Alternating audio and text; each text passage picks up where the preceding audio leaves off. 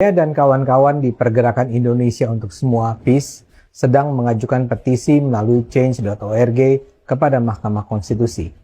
Dalam petisi ini, kami meminta MK mengabulkan permohonan judicial review terhadap sejumlah pasal dalam Undang-Undang Perkawinan sehingga bisa memberi ruang bagi perkawinan beda agama, berpandangan bahwa perkawinan beda agama adalah perkara yang dibolehkan.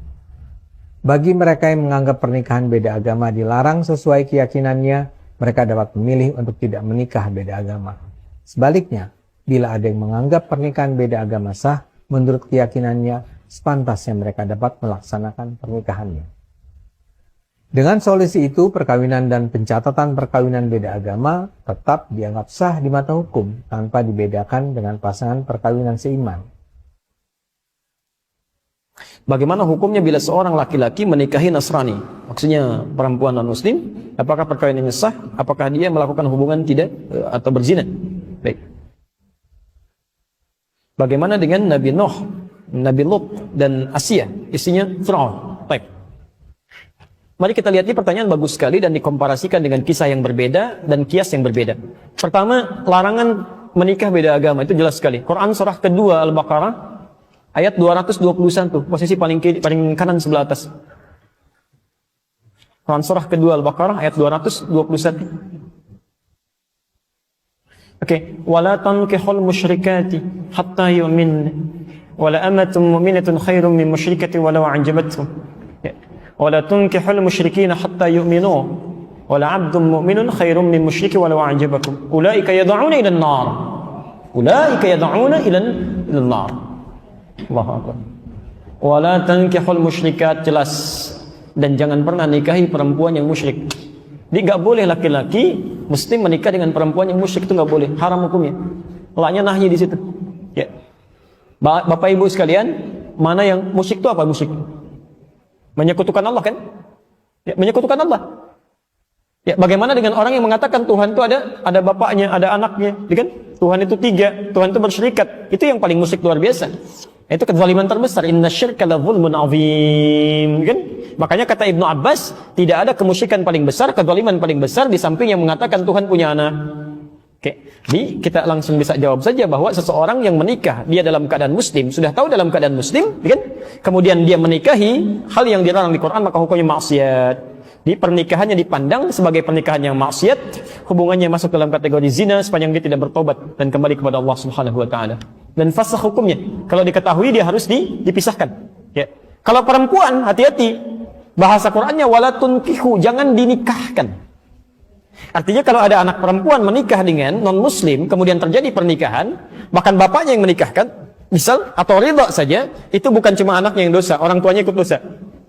Ikut dosa. Karena beban dari perempuan itu yang menikahkan walinya. Jelas ya? Itu walinya. Hati-hati ya, hati-hati. Adapun kasus dengan Nabi Nuh itu berbeda, lain halnya. Ya, beda. Anda harus bedakan antara muslim dengan muslimah yang bermaksiat. Lain gitu kan? Ya. Nabi Nuh dalam keadaan muslim, dia berislam dengan baik, dalam keadaan sebelumnya sudah berumah tangga. Ya, diangkat mendapat hidayah, diangkat ditetapkan sebagai seorang rasul. Ya, sama. Nabi Muhammad SAW itu kan hanif sebelumnya. Khadijah juga demikian. Ketika Nabi Muhammad diangkat sebagai seorang rasul, ditetapkan, ngajak istrinya kan berdakwah. Itu sudah berumah tangga, sudah hanif sebelumnya. Maka diajak mau ikut. Nabi Ibrahim ketika menemukan Allah, tadinya kan mencari. Lihat matahari, lihat bulan, lihat sana sini, kan? Sampai menemukan Allah, diajak istrinya beriman.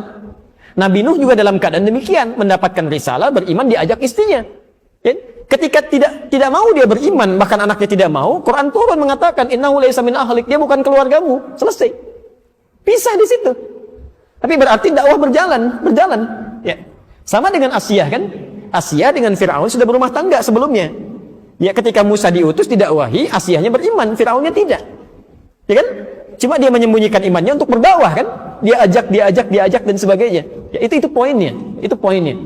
Tapi kalau misalnya seseorang sudah beriman sebelumnya, sudah muslim, ya, dan dalam keadaan belum menikah, tidak boleh menikah dengan pasangan yang bukan muslim, itu tidak seiman.